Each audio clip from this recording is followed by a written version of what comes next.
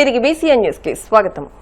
విచారణను ఎదుర్కొంటున్న డీఎస్పీ జయసూర్యకు కితాబిస్తూ డిప్యూటీ స్పీకర్ రఘురాం కృష్ణంరాజు మాట్లాడడం సరికాదని కాపు కార్పొరేషన్ చైర్మన్ కొత్తపల్లి సుబ్బారాయుడు అన్నారు. పశ్చిమ గోదావరి జిల్లా నర్సాపురంలోని తన నివాసంలో కొత్తపల్లి మీడియాతో మాట్లాడారు. త్రిబులార్ మాటలతో విచారణపై ప్రజలకు తప్పుడు సంకేతాలు వెళ్లే ప్రమాదం ఉందని, పేకాట క్లబ్లు, సెటిల్మెంట్లు, ఇతర అంశాల్లో డీఎస్పీ జయసూర్యపై వచ్చిన ఆరోపణపై డిప్యూటీ సీఎం హోదాలో విచారించి నివేదిక ఇవ్వమని కోరారే తప్ప ముందస్తుగా చర్యలు తీసుకోమని చెప్పలేదన్నారు. పవన్ ఇచ్చిన ఆదేశాలతో విచారణ జరుగుతుండగా రఘురాం కృష్ణంరాజు డీఎస్పీ మంచివాడని కితాబివ్వడం సరికాదన్నారు. డిప్యూటీ స్పీకర్ హోదాలో పేకాట క్లబ్బుల గురించి పబ్లిక్ గా మాట్లాడడం సరికాదని, పశ్చిమ గోదావరి జిల్లాలో పేకాట సహజమని చెప్పడం వల్ల ఇక్కడి ప్రజలపై తప్పుడు భావన వెళ్లే ప్రమాదం ఉందని అన్నారు. డిప్యూటీ సీఎంకు రఘురాం కృష్ణంరాజుకు మంచి స్నేహం ఉందని, పబ్లిక్ గా మాట్లాడకుండా నేరుగా పవన్ తో చర్చించి ఉంటే బాగుండేదని కొత్తపల్లి హితవు పలికారు.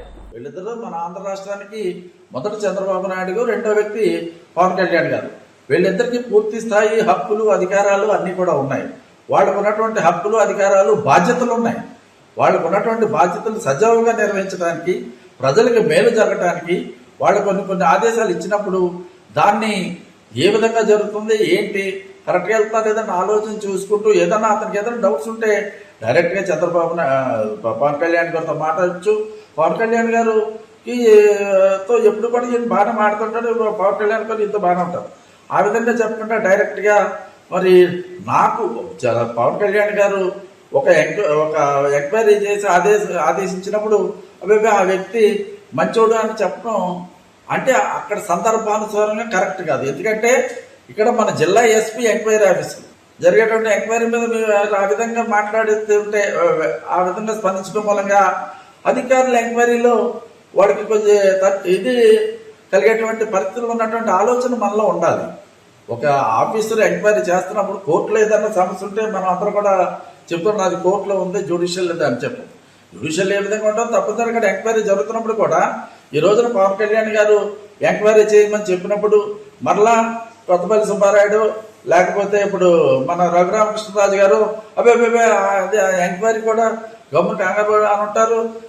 అతను చాలా ఉత్తముడు, మహోన్నతమైన వ్యక్తి అని చెప్పడం అన్నది సరైనది కాదు.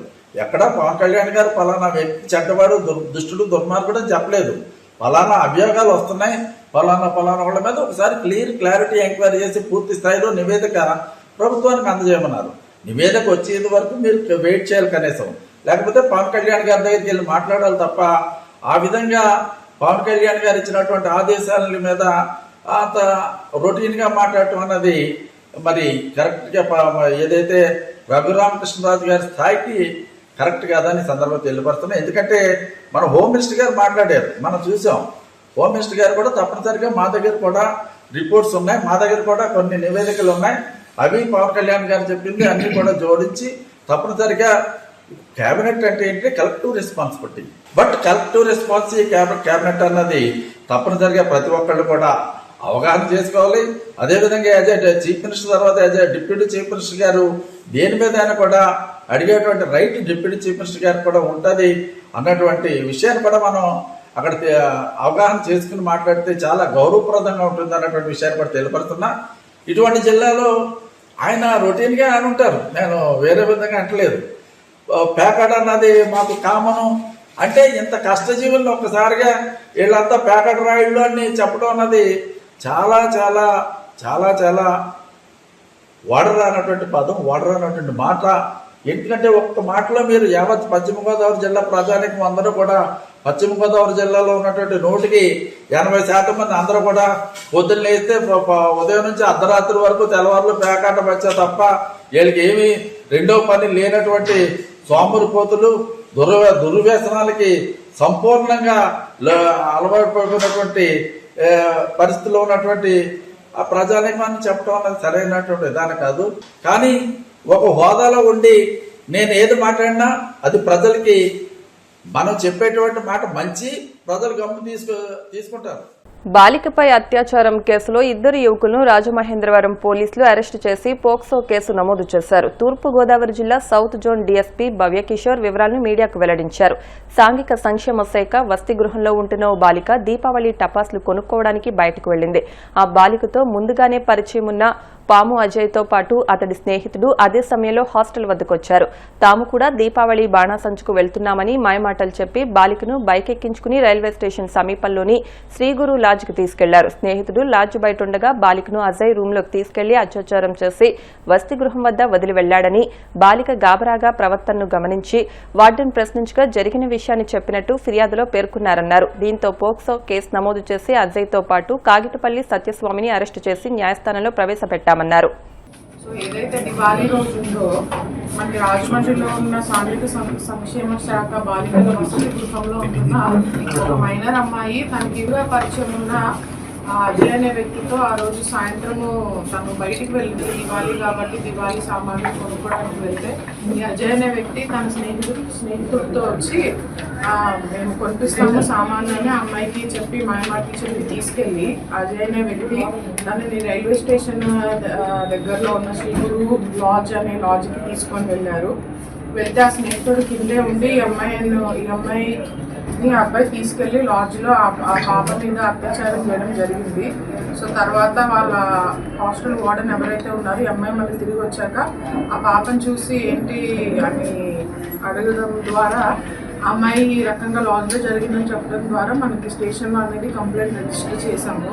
సో మనము 21st ఎఫ్ఐఆర్ చేసిన వెంటనే వాళ్ళు 24 hours ఎవరైతే ఇద్దరు నిందితులు ఉన్నారో సో ఎవరైతే ఆ పాప మీద అత్యాచారం చేశారో ఆ అబ్బాయి అజయ్ అనే వ్యక్తిని అండ్ రెండో వ్యక్తి వచ్చి సత్యస్వామి, కాగితాపల్లి సత్యస్వామి, ఎవరైతే ఆ పాపను తీసుకెళ్ళడానికి సహకరించాడో అది అజయ్ అనే వాళ్ళ స్నేహితుడిని కూడా మనము నిన్న ఈవినింగ్ అరెస్ట్ చేయడం జరిగింది. సో వాళ్ళని ఈరోజు రిమాండ్కి తరలిస్తున్నాము. సో ఏదైనా కూడా పరిచయం ఉన్న వ్యక్తి అయినా కూడా మైనర్ అమ్మాయిని అలా తీసుకెళ్లడము చట్టరీత్యా నేరము. అండ్ ఈ కేసుకు సంబంధించి కూడా మనం అబ్జర్వ్ చేస్తే వసతి గృహం నుంచి కూడా అమ్మాయి వెళ్ళిపోయిందని చెప్పడం ద్వారా సో ఏదైతే ఇటువంటి హాస్టల్స్ ఉన్నాయో జిల్లాలో అన్నింటిలో కూడా మనం ఖచ్చితంగా సెక్యూరిటీ మెజర్స్ ఇంక్రీజ్ చేయమని చెప్పి సంబంధిత అధికారులతో కూడా మనం చెప్పడం జరిగింది. ఎస్పీ గారి ఆదేశాల మేరకు శక్తి టీమ్స్ అన్నీ కూడా మరొకసారి ఈ వసతి గృహాలు ముఖ్యంగా గర్ల్స్ హాస్టల్స్ ఏవైతే ఉన్నాయో all public and private girls హాస్టల్స్ని మరొకసారి విజిట్ చేసి సో వాళ్ళు ఎక్కడికి వెళ్తున్నారు ఏంటి అని చెప్పి ఖచ్చితంగా హాస్టల్స్ ఎవరైతే నిర్వహిస్తున్నారో వాళ్ళది రెస్పాన్సిబిలిటీ ఉంది. So they should take care. So hostels దగ్గర సీసీ కెమెరాస్ పెట్టించుకోవడము, అమ్మాయిలు ఎక్కడికి వెళ్తున్నారు, ప్రాపర్గా ఎంట్రీస్ పెట్టుకొని వెళ్తున్నారా లేదా అన్నది కూడా చూసుకోవాలి. అండ్ పేరెంట్స్ కూడా వాళ్ళు పిల్లలు ఎవరెవరితో కలుస్తున్నారు ఏంటి అని కూడా కొద్దిగా వాచ్ పెట్టుకోవాలని కూడా మనం పోలీస్ తరఫున రిక్వెస్ట్ చేస్తున్నాము. అండ్ ఏదైతే లాడ్జ్ ఓనర్స్ మనము ఇంతకుముందు హెచ్చరించడం జరిగింది. సో మీ ద్వారా మళ్ళీ మనం చెప్తున్నాము. సో ఎవరైతే లాడ్జ్లో వస్తున్నారో మనం ఆల్రెడీ చెప్పాం వాళ్ళకి ఒకళ్ళు ఉంటే ఒకళ్ళు ఐడి కార్డ్ ఖచ్చితంగా తీసుకోవాలి. ఇద్దరు వచ్చిన ముగ్గురు వచ్చిన అందరూ ఐడి కార్డ్స్ కరెక్ట్గా మనం తీసుకోవాలని ఫస్ట్ నుంచి వాళ్ళ రిజిస్టర్స్ ఎంట్రీ చేయమని చెప్తున్నాము.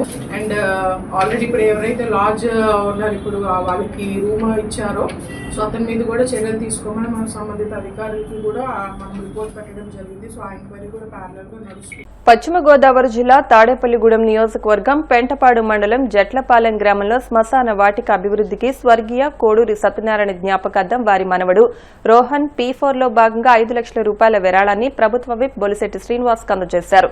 కేంద్ర మంత్రి శ్రీనివాస్ వర్మ ఎంపీ నిధుల నుండి 10 లక్షల రూపాయలు అందించనున్నప్పటికీ శ్మశాన వాటిక అభివృద్ధికి మరింత వ్యయం అవుతున్న క్రమంలో కోడూరి సత్యనారాయణ కుటుంబ సభ్యులు ముందుకు రావడం అభినందనీయమని వారిని జట్లపాలెం శ్రీమంతులుగా ఎమ్మెల్యే అభినందించారు. డబ్బు ఉన్న ప్రతి ఒక్కరూ దానం చేయరని, దానం చేసేవారే నిజమైన శ్రీమంతులని కొనియాడారు. జట్లపాలెం గ్రామం కోడూరి సత్యనారాయణ గారి జ్ఞాపకార్థం వారి మనవడు కోడూరి రోహన్ గారు వారు పడిన ఇబ్బంది దృష్టిలో పెట్టుకుని ఆ శ్మశానంలో ఇంకెవరు ఇబ్బంది పడకూడదని చెప్పి ఆ శ్మశానానికి మన ఎంపీ గారు 10 లక్షల గ్రాంటు ఇచ్చే దానికి మ్యాచింగ్గా P4 చంద్రబాబు నాయుడు గారి ఆలోచనల మేరకు ఇవాళ మన రోహన్ గారు 5 లక్షల రూపాయలని ఆ గ్రామంలో ఉన్నటువంటి శ్మశానానికి అభివృద్ధికి ఇచ్చినందుకు వారికి కాన్స్టిట్యున్సీ తరఫున ఆంధ్ర రాష్ట్రం తరఫున కూడా ధన్యవాదాలు తెలియజేస్తాను. ఎందుకంటే ఈరోజు చాలామందికి డబ్బు ఉంటుంది, ఇంకా మనసు ఉండదు. డబ్బు మనసు రెండు ఉన్న వాళ్ళే మనుషుల కింద లెక్క. ఇవాళ డబ్బు ఎంత ఉన్నది అన్నదానికి ఎవరికి చెప్పవలసిన అవసరం లేదు. ఇవాళ డబ్బు ఉన్నా లేకపోయినా 10 మందికి ఉపయోగపడి పనిచేసిన రోహన్ గారిని వారి కుటుంబ సభ్యులను అభినందన తెలియజేస్తూ వారి మార్గదర్శకంగా తీసుకోవాల్సిన అవసరం ఉంటుంది. ఇవాళ ప్రభుత్వం అన్ని చేయాలని అనుకున్నప్పుడు కూడా ఇవాళ గత ప్రభుత్వ పాలకుల వల్ల ఇవాళ రాష్ట్ర ముఖ్యమంత్రి గారు పడే ఇబ్బందులు మీరంతా చూస్తూ ఉన్నారు.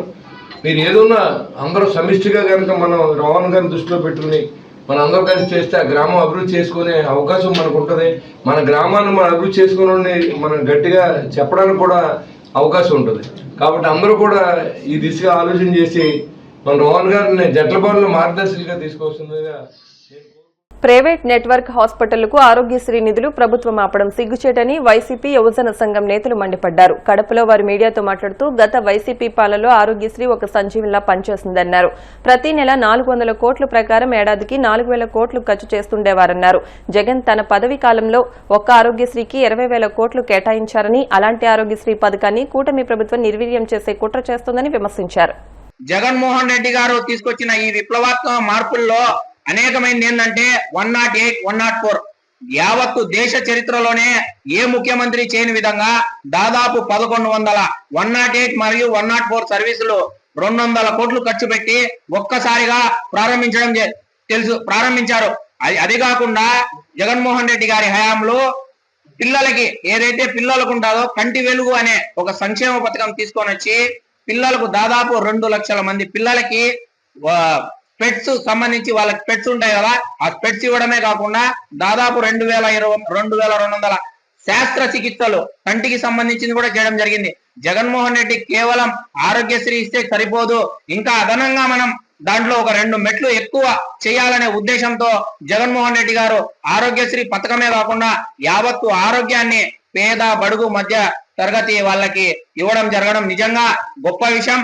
ఆనాడు ఏదైతే దివంగత నేత రాజశేఖర రెడ్డి గారు 2007లో ఈ వైఎస్ఆర్ ఆరోగ్యశ్రీని తీసుకొని వస్తే ఈ 25 లక్షల ఏదైతే జగన్మోహన్ రెడ్డి గారు తీసుకొని వచ్చారో యావత్తు రాష్ట్రంలోనే కాదు దేశంలో కూడా మొన్నటి ఎలక్షన్ లో మన నరేంద్ర మోడీ గారు కూడా మేము కూడా 25 లక్షల రూపాయలని ఆరోగ్య బీమా కింద ఇస్తామని చెప్పడం జరిగింది. నిజంగా జగన్మోహన్ రెడ్డి గారి ప్రభుత్వంలో 1 కాదు 2 కాదు దాదాపు 1,45,00,000 మందికి ఆరోగ్యశ్రీ కార్డులని పంపిణీ చేయడం జరిగింది. నిజంగా జగన్మోహన్ రెడ్డి గారికి ఆరోగ్యం అన్నా ఆ పేదలన్నా వాళ్ళ పైన ఎంత ప్రేమ ఉందని దీనిని బట్టే చూశారు. నిజంగా మేము చంద్రబాబు నాయుడిని ఒక్కటే అడుగుతున్నాం, అయ్యా మీరు లక్షల కోట్లు ఖర్చు పెట్టి రాజధాని మాకొద్దు, మాకు ఉపయోగపడే విద్యా వైద్యం ఇస్తే చాలు. ఇప్పుడుండే కూటమి ప్రభుత్వమైనా ఇంతకు ముందున్న వైసీపీ ప్రభుత్వమైనా ఏ ప్రభుత్వానికైనా మినిమం కావాల్సింది ప్రజల మౌలిక సదుపాయాలు అంటే ఏముంటాయి? విద్య, వైద్యం, ఆరోగ్యం, కూడు, గూడు, గుడ్డ, ఇవి మౌలిక సదుపాయాలు. ఈ ప్రభుత్వం ఈ మౌలిక సదుపాయాల్లో ఏదైనా ఒక్క దాంట్లోనే తమ బాధ్యతను నిర్వర్తించిందా? ఒకసారి సమాజాన్ని క్లాసిఫై చేసుకుంటూ పోతే సమాజంలో 100% ఉంటే 100%లో 10% మంది మాత్రమే ధనికులు ఉంటారు. రిచ్ క్లాస్ అనేది ఓన్లీ 10% మాత్రమే. మిగతా 90% మంది ఎవరు ఉంటారు? పేద బడుగు బలహీన వర్గాలు మాత్రమే ఉంటారు. ఏ ప్రభుత్వమైనా కాన్సన్ట్రేట్ చేయాల్సిన 10%నే 90%నే? ఖచ్చితంగా 90% ఏ ప్రభుత్వమైనా గుర్తించి పనిచేయాలా? అలాంటిది ఈరోజు మనం చంద్రబాబు నాయుడు గారి అడ్మినిస్ట్రేషన్ ని చూసినా, వాళ్ళు తీసుకొస్తున్న పాలసీస్ చూసినా, ఏం చూసినా కూడా Chandrababu Naidu concentration completely on corporates, common man మీద లేదు. వార్తలు ముగించే ముందు ముఖ్యాంశాలు మరొకసారి. అబుదాబిలో పర్యటిస్తున్న సీఎం చంద్రబాబు రాష్ట్రంలో పెట్టుబడులు పెట్టాలని పారిశ్రామికవేత్తలకు ఆహ్వానం, విశాఖ భాగస్వామ్య సదస్సుకు రావాలని పిలుపు.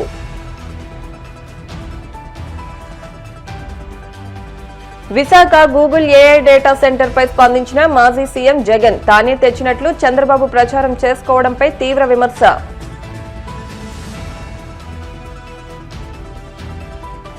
కర్నూలు జిల్లాలో ప్రైవేటు వోల్వో బస్సులో ఘోర అగ్ని ప్రమాదం, ఘటనలో 20 మంది ప్రయాణికులు సజీవ దహనం. బెంగళూరు నుంచి హైదరాబాద్ వెళ్తుండగా దుర్ఘటన.